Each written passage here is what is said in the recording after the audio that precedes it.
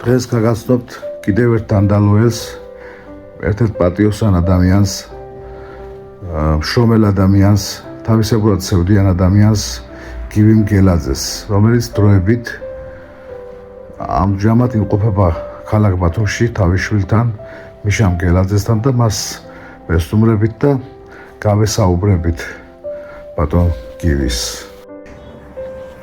Ომიანობის დრო იყო, 10-იანვარს დავიბადე, მე ივნისში დაიწყო საერთოდ გაჭირება იყო. ოჯახებს კი არა, მთელ სოფლს უჭირდა, ქვეყანას უჭირდა და ჩვენც ასე ახლა თქვათ ჩავლილი მოსპარი ოჯახი იყავით მეთქი ვერ ვიტყვა და გვიჭირდა ერთად გვარად.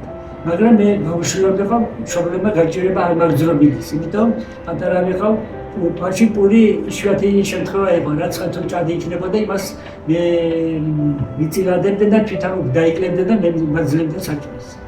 ასე გავიზარდე, მე დანდალოს ვაწვენის სკოლა იყო მაშინ არძენეშვილის ვაწვენის სკოლა დავამთავრე. მე გოგიაშვილების საშუალო სკოლა იყო მაშინ, ახლა დანდალოს პირველი საჯარო სკოლა იყო, იქ ჩევედი. დავამთავრე 10 კლასში, 10 წელი იყო საშუალო სკოლა, წარმატებით დავამთავრე. გამოცდაზე ქართულ წერაში ხუთიანი მივიღე, გიორგი ლეონიძის პოეზია ვწერე და ხუთიანი მივიღე, მაშინ ცხონებული ვახტანგ გავალიანი იყო დირექტორი და იმან საბასტოვლაში შედა და თქვა რომ გივი მგელაძე ოქროს მედალზე გეუყვანოთ, მაგრამ მაშინ ოქროს მედალი ყოლა, ახლა რა არის არ ვიცი. ხო და მაგრამ ახლა ოქროს მედალია. 4-იანი ყავდა ერთი და იმან ხელი შეიშალა და ოქროს მედალზე ვერ გევიდა წარმატებით დავამთავრე. სულ 5-იანი მიყოთ, მაშინ 5-იანები იყო შეფასება, სულ 5-იანი დავამთავრე, მაგრამ ჩემი 5-ები ყოველი წყალში შეიყარა, ასე რომ ვთქვათ. ვერ გამევყენე ჩემი ცოდნა. იმიტომ რომ მშობლები მოხუცები იყვნენ, ძმა ავადმყოფი იყო. ახლა სასწავლებელში წასალავთი, ამათ იწყეს ტილი ჩვენ რა გვეშველებო და თქვენ მშობლებს გულს არ ვადგენთ და დავჭი სოფელში. მე გადის დრო დავქორწინდი, აღნები გეიზარდე, 5 შვილი მყავდა. გეიზარდე ყველას განათლება მივაღებდი. მათ მიიღეს, მე ჩემი დახმარებით, რა თქმა უნდა, მე შეძლებლის დაკმარებით ვეხმარებოდი. ყველა უმაღლესები დაამთავრეს, 4 ბიჭი მყავდა, ერთი გოგომ ფარმაცევტული დაამთავრა. მიშა უფროსმა ბიჭმა უკრაინაში სამშენებლო საინჟინრო დაამთავრა, მეორე ფილონინ თბილისში სასოფლო-სამეურნეო ინსტიტუტი დაამთავრა, ნური ომარი, ისეც ნური საბუღალტრო დაამთავრა, ომარი საბუღალტრო დაამთავრა, ნურიმაც ბათუმში დაამთავრა სასწავლებელი და ასე რომ მიდიოდა ცხოვრება ჩვეულებრივად. მაგრამ ეს ცხოვრება ყოველთვის კაც არ გაუღიმებს. 2008 წლის 29 სექტემბერს ჩემი პატარა შვილი ავტოავარიაში მოყვა ბათუმში და დაიღუპა. ეს იყო ჩემი დიდი ტრაგედია, რომელიც მოუშუშებლად დარჩა ჩემს სიცოცხლეში. მაგრამ ცხოვრება გრძელდება.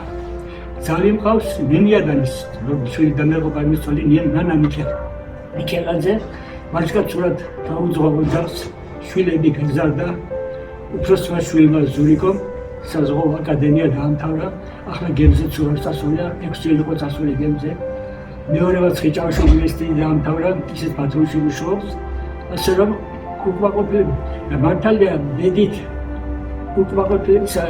ბედისწერით არ გამიმართლა, მაგრამ ამ საქმეში შვილებადიშების საქმეში გამიმართლა, იმიტომ ბათუმში დღეს ახალგაზრდებს გარდა ძალიან ძლიერი საქმე, იმიტომ ათასნაირი უბედურება, ნარკომანია, რაღაცა ყველაფერი ხდება და მაგრამ მადლობა მეცონ, ალბათ იცი გვარზე ხდისო ისე გამოვიდი და ჩემ ბადიშებთანაც ჯერჯერობით კარგად არიან და მერთა სულ გაივიცეს ცხოვრებაში. ასე მიდის ჩემი ცხოვრება, რა სიძა, კიდევ მოგიტყვა ცხოვრება გრძელდება, მართლა გრძელდება ცხოვრება. ტკივილი არ იკურნება, მაგრამ ცოტა მოშუშტება და ეს არის. ტკივილი. გასული წლის 1 დეკემბერს მეუღლე დამაგდა, ესე დიდი ტკივილი იყო ჩემთვის. მაგრამ ამ ქვეყანაზე მუდმივი არავინ არ ვარ. დრო თავდება ის ერთის კანონი, ერთადერთი კანონია, გამჩენილი ერთის დრო მოა და წახვედი.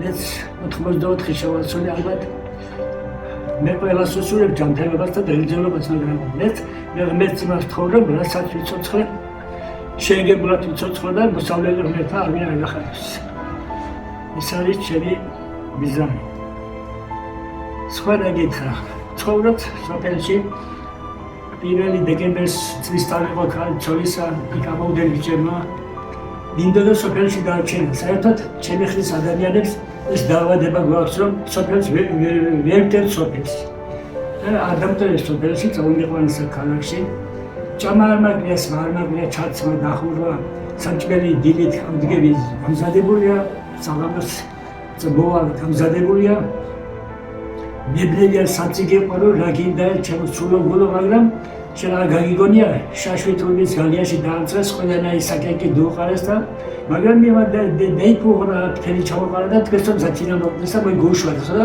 რომ გუშვას გიქცა ეკალბადებში შეძრა და გალობა დაიწყო ესე იგი მისი ადგილი იქ სადაც დაიბადა იქ უნდა და წასულა ასევად უმეტესობა თორე ყველაზე ვერ ვიტყვი ჩემი ახლის საკეც ხალხი დაახლოებით ასე ვარ ასე გძელდება ცხოვრება, ასე ვეკიდები ცხოვრების ჭაპანს და ნახოთ როდის გაწყდება ჭაპანის და ნახოთ მუდმივ ქვეყანაზე კიდევ მეორე პარამი არ გაქვს.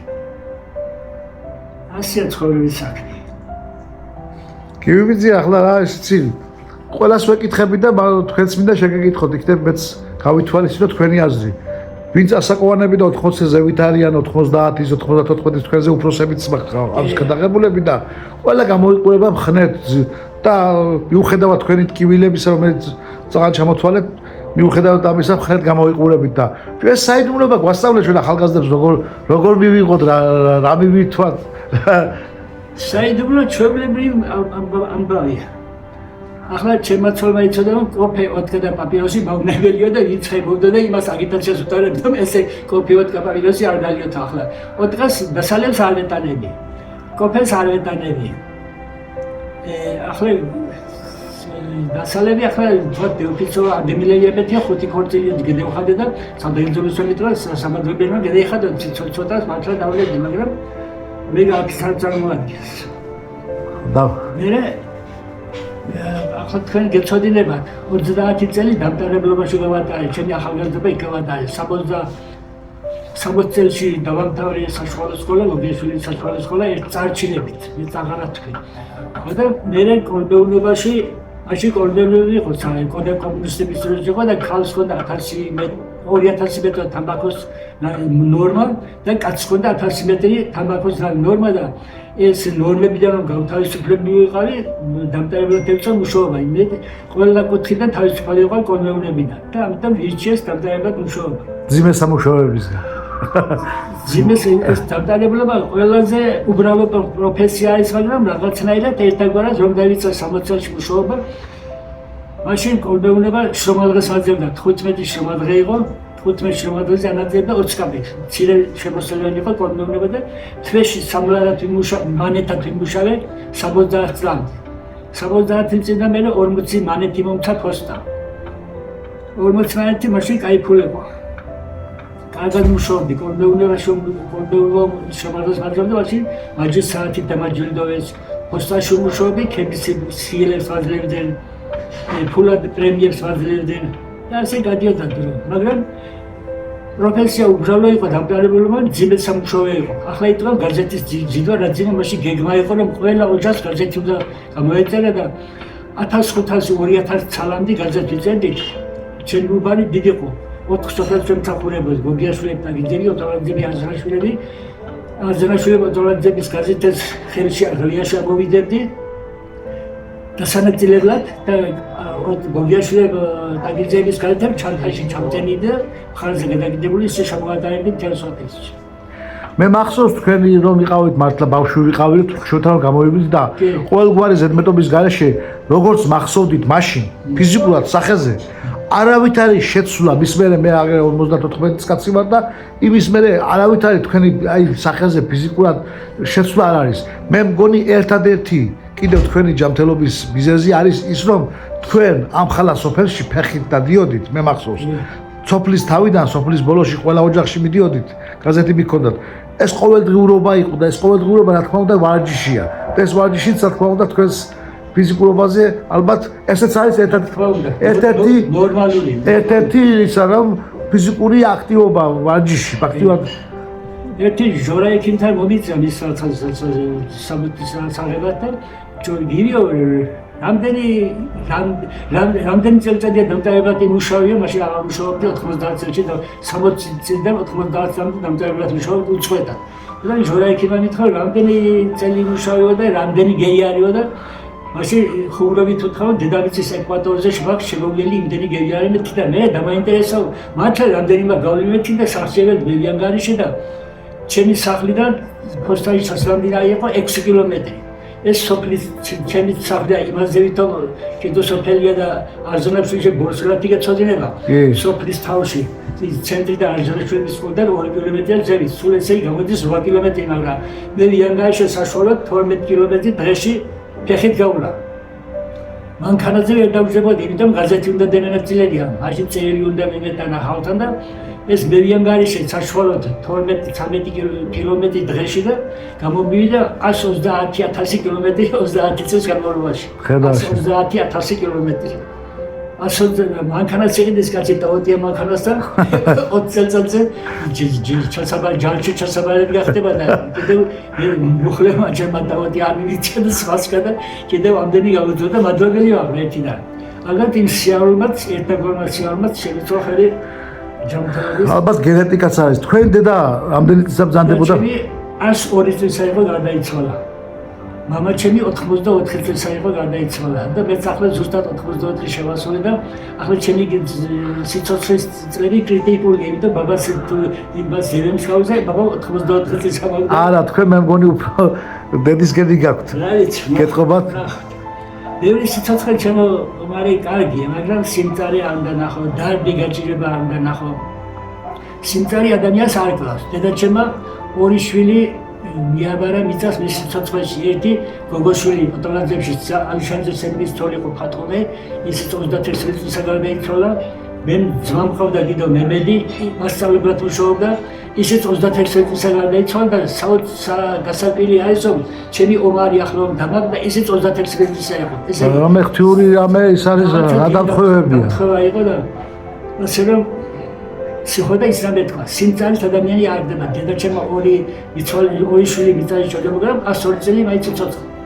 ასე მეცხრევა ახლა მე ჩემი სიცოცხლეს ახლა აზრი არ აქვს მაგრამ სიგდილი ხომ ჩემი ნებაზე არ არის თქვენ ახლა მორწმუნე ადამიანები ზადებით მე რამდენადაც ვიცი და ახლა ესეთი რაღაცებიც კი რა თქმა უნდა სიმწარია შვილია დედმამის შვილია რაღაცა მაგრამ ალბათ ისინიც იქ 64-ში როცა ჩვენც ყველა წავალთ იქ ყველა დახვდება და ეს თქვენ გაქვთ ეს ჩემზე კარგად იცით ახლა როგორც რელიგიის და ერთ-ერთი მორწმუნე ადამიანი. მე შეგეკითხება გირი რა ფერხარა ვეტყვი მადლობა მეც კარგად ვარ მეთქი და შეიძლება კაც მომკვირდება შვილი მოკდა ცოლი მოკდა და კიდევ კარგად ვარ რა ფერ ამბობს მაგრამ კარგად იმიტომ რომ ის სიმწარე კი არ ქრება ის სიმწარე რჩება და მე რომ ჯანმრთელად ვარ ჯანმრთელად ახლა დღეს 100%-იანი ჯანმრთელი არ ვინარ და მე რომ ჩემ თავს ვარები მივდივარ მომდივარ დილას ავდგერი აქ საჭმელი გადიქრება გავდივარ ჯამეში გავდივარ ახლა გასაკვირი და რატომ უნდა იყოს გასაკვირი ღმერთმა კიდე განურიოს 1.84 წელი კიდევ ჯამეში განურიოს და შუაშია მაგი ადამიანი მთავარია მორწმუნე იყოს ღმერთს ემსახურებოდე 10-ზე წევან სახლია 5-მდე სიკვჩერი მე 5-ზე მოვალ სექტელი დამხდება თბილი ოთახი და ასენიდი შეიცხოვრებ იყავი ასე კიდე 80-84 წელი კიდევ ასე ახლა მუსლიმანობა გასაკვირი სარწმუნება არ არის იტალიანი გადაიცა ჩვენი დეპუტატი იტალიენში გამოდის ტრიბუნალზე გაბედულად ამბობს მე ვარ ქართველი მუსლიმანი და იხო გასაკვირი არა რატომ უნდა იყოს გასაკვირი მაგი არც გასაკვირია არც სასიცხო და არც არაფერი პირიქით საამაყოც შეიძლება იყოს სარწმუნებას დაძახვა არ შეიძლება არც ყველას რა თქმა უნდა მეც მოვლენილი სარწმუნება არის გეთახმები და ახლა მე შეძვირის თაგულად მემსახურები ჩემს სარწმუნოებას ყველას მის სარწმუნოება მოსწონს და ყველას მის საქმეში გაუმარჯოს თქვენი მეუღლე საიდან მზადდებოდა ჩემი მეუღლე ადგილობრივი იყო ის თაგიძებიდან 62 წელში 10 მაისს მოვიყვანა მაგრამ მაშინ ქორწილები ღამით ტარდებოდა 62 წელში 1962 წელში მოიყვანეთ მეუღლე 1962 წელში და 61 წელი ვიყავით ერთად ეცა 61-ში და ქორწილდი? 62-ში. 62-ში. 2 მაისი იყო. 61 წელი ერთად იყო რა. კი ბატონო. და მაშინ სიძენს გოგოს ოჯახში მისვლა იშვიათი შემთხვევა იყო და მე ყაიმი მყავდა ცოლის ვლადიმერი მამუჭაძე იმათქო სიძე ჩემო ოჯახში და მე უყარო და დიდი გასაკვირი საქმე იყო ეს. პირველი გოგო დაგათხოვა მუქრემინი მოკედაში ისიც სიძე მოიყვანა სახლში და ისე წავიდა მეც ისე ავედი და მორიდებული ვიყავ ძალიან. მაშინ ახლა გოგობიჯი 20 წლად მიდიან მოდიან ერთობი დროს ატარებენ ერთმანეთს ამოწმებენ ვის როგორ ეს თქვენ იცნობდით ერთმანეთს? და თქვენ იცოდეთ ძალიან მორიდებული იყო. ძალიან მორიდებული. გაზეთსო მივიტანდი შოედან გევქნედი ეზოში მაგნი მინახოს მეთქი. ესე იგი რაღაც გულში გქონია რომ მეც ისინი ვიცოდნენ. პატარა სიყვარული გქონია რომ ასე გერიდებოდა და სხვენოდა იქ მისვლა და რაღაცა. ჭანკლობით იყო მაშინ გარიგებით იყო საქმე. გარიგებით აყოფილი ესე იგი თქვენ გიყვარდათ, მაგრამ იქ გარიგებით მიიყვანეთ მაჭანკალი რომ ეს ჭანკალი მათ საჭირო დარჩა. ეს ახლაც ასეა.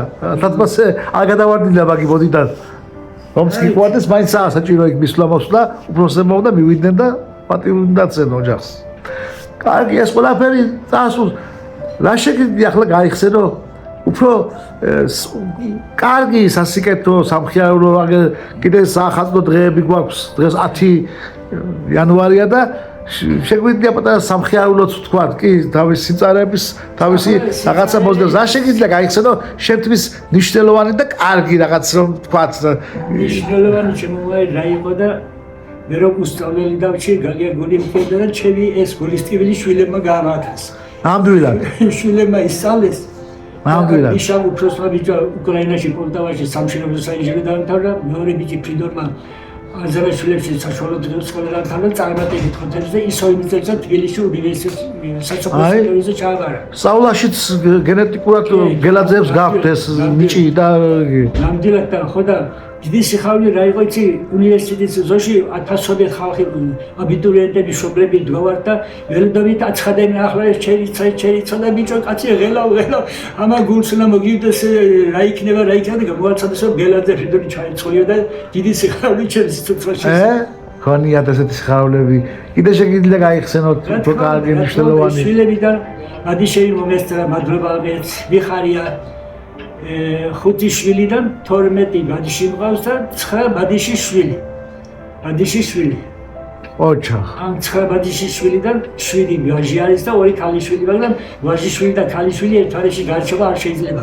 ახლა ტელეფონი მაქვს და ინტერნეტში ნახულობ, უხელველი უფეხლები რა ღმერთის სახელი ჭირიმე რომ რა ფეს დაინახავ ადამიანი, მაგრამ ყველა ჯამთელი საქსალენეთიანი არიან და იზრდებიან. ღმერთმა ყველა ჯამთელად გიმყოფნოთ და გამრავლოთ. ეს ამბავი מחარებს მე, ჩემი სახელი ეს არის თორა. ახლა დერიკაცის პირობაზე მადლობა არის. კიდევ ღმერთს მადლობას ვეუბნები კარგად. მადლობა. ამდენიო შეგიძლია ახლა ჭკვიანი არ ვარ მეთქი, ისე ჭკვიანი ვარ მეთქი ვერ ვიტყვი, მაგრამ არც ჩამორჩენილი ვარ ცხოვრებაში. გივიბიძია, მე ყველას ტრადიციული კითხვები მაქვს ყველასთან, რა თქმა უნდა და მეც ერთი ტრადიციული კითხვა უნდა დაგისვა. მართლაც შეხედავ, აგერ ნაზვის ხედგას, კარგი შვილთან ხარ, კარგი გარემო გაქვს, კარგი გარემოში ცხოვრობ, მაგრამ ახლა შენ თუ შეგიძლია შეადარო აი თქვენი მაშინდელი ცხოვრება, თქვენი ახალგაზრდობა, რომელიც ცოლი მოიყვანეთ, კაი, იქიდან დავიწყოთ, აღარ გინდა ბავშვობა მაგათი და დღევანდელი ცხოვრება როგორაა და როგორ წავიდა, წინ წავედით თუ როგორ არის ეს ყველაფერი, რომ თქვენ გადმოსცეთ თქვენებურად. ძველი ცხოვრება ახალ ცხოვრებასთან შედარება რომ თქვა მაშინდელი დრო კაიამეთი ბევრს ახალდელი დრო მოსულდა. მაშინდელი დრო ჩემი ხელს ადამიანის კაიატომ იყო იცი სოფელში იყო კაცი ოჯახში მოხუცი ბერდებოდა შვილი ძალი ბადიში ყველა სოფელში იყო სახლში იყო და ჩემი თანაკაცო დებოდა ყველა შვილები ყველა სახლში იყო და იბადო გეთახმები 100% ამზე სამი თაობა ცხოვრობდა ერთ ოჯახში კი მეც მახსოვს ეს დრო მართლა ყველა სოფელი იყო მართლა ხალხმრავალი ახლა კი ბატონო მოდა ახლა სოფლები დაცარიელებულია. მოდაში თუ რა არის მე მოხუცები სოფელში, ახალგაზრდები წამოსული ზოგი ქალაქში, ზოგი საზღვარგარეთ სადაა. მეც მაგითო გამიჩნდა ეს პროექტი, რომ როცა დავდიოდი სოფელში, სულ მოხუცები იყვნენ, ახალგაზრდები არავინ არ იყო და მეც იდეა მომივიდა, რომ ეს ასაკოვანი ხალხი გადამეღო. ადრე ტელევიზორში იტყოდა სვანეთიო დაცარიელდებოდა და მარტო მოხუცებიან სოფელში და გინიკმიდებოდა სოფელი აფარ დაცარიელდებოდა მეთქი და დანდალოში ახლა ჩვენთან გოგიაშვილების ძევით 46 სახლი დგას და 46 სახლში 27 დაკეტილია ამ წუთში ახლა 27 სახლი დაკეტილია. ეს რა ცხოვრება არის, მაგრამ დრო ასევე იტანა. რა სიძა? დროს შენ უნდა მიიღო, დრო შენ არ მოხდება. ახალგაზრდები სოფელში პერსპექტივა არ აქვს. ახლა სტადიონი გააკეთეს ჩემ ბაღჩებულოს, სტადიონზე ვინ ითამაშოს, ახალგაზრდები წასულიან, მოხუცებზედი თამაში დრო არ აქვს და ასე მიდის ცხოვრება. და შედარება ახლა ძალიან რთულია. მართალია, მაშინ კაცი ყოფილიყო, მაშინ საშუალო ხელფასი იყო 60 მანეთი. მე 80 მანეთს მუშაობდი, 60 წლიდან 70-მდე 40 მქონდა, 70-მდე 80 მანეთი, მაგრამ კაი, მაშინ ის ფული ფულობდა. ახლა შედარება კიდევ ამბობ, ძალიან შეძინია. მაშინ სკოლაში დავდიოდით ფეხით დავდიოდით და ფეხით სავალი გზაც არ იყო, არძანაშვილების ნაკლადებში გემდოდით, ქვები გორევდა და ლახი იყო, ისეთ ტუფლები, ძველი და დარღვეული ტუფლები დავდიოდით და ძირს დავდიოდით. ახლა მაგრამ საწვეთური შეზოში მარშრუტკა მიაკითხავს და დედიან და მიდიან სკოლაში და კიდევ სწავლა ეზარებიან. ახლა რა თქმა უნდა, კარგი პირობები არის, ყველა კუთხიდან კარგი, მაგრამ ადამიანი ხარბია. რაც დაინახავს კიდევ უნდა, კიდევ მოთხოვნა მეტია. ესე იგი წინ მივდივართ, ახლა უფრო კარგად ვარ და კარგად მაგრამ რასიობნელი, ადამიანს კიდევ უფრო კარგი უნდა. ახლა პენსიაზე რომ თქვათ 500 ლარს 2 ლარი ეკლო, ახლა 40 ლარამდე დამატებია, მაგრამ ეს დამატება კარგია, მაგრამ აქეთ სამაგიეროდ სხვა პროდუქტი ძვირდება. ახლა ეს რომ იქეთ არ გაძვირდეს და დაგემატებოდეს კარგია, მაგრამ მაინც ჩვენებაზე არ არის. თქვენ კიდე მე მგონი მე ვიცი რომ კიდევ რაღაცას ქმნიდით, თქვენ თვითონ თქვენი ხელით პატარა შემოსავალიც გქონდათ ამ მიზნით. ახლა შემოსავალი სოფელში მოხელე კაცი არ ვიყავ, პარკეტი და სახლის შენება და შეკატურა მე ასეთი არ შემეძლო.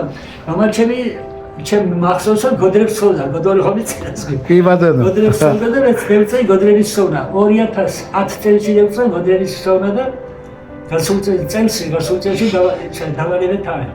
ახლა კაცი რომ თქვა გუკვირდება კაცი.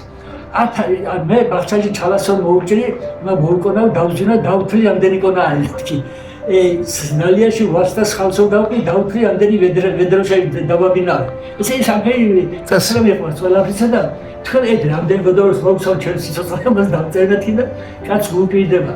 1100 გოდორი მომიქცოვნე, მე იმას წერდი ყველასა. ხედავში. 1000 დაწეული 1100 გოდორი კაცი უკვირდება. 1100 გოდორი, ესე იგი თითქმის ერთ კაცს ერთი გოდორი მოვდაჭარაში. ხოდა იმას რა თქმა უნდა ზოგ ჩუქნიდი, ახლობლებს ჩუქნიდი, ბაღნებს ჩუქნიდი, ბაღნების გოდორსაც სოვდი, კალათებს სოვდი. ჩუქნიდი ამას, ახლა ყველაფერი ფულზე მეიყვანა, მაგალითად შენ თუ ფულზე გაიყვანა ყველაფერს, იმას ტრაქტორი ყავს თუ რაღაც ყავს, ის იმით ეგეხმარება, შენ გოდორს მიცემ და ასე მიდიოდა ცხოვრება. და ლექციოდი გოდრების სოვნას. წინწირ მამაჩემი თხილის ჯოხებს ვეიტანდა, იმას გაფრინდა და თხილით აკეთებდნენ. ახლა გაადვილებულია.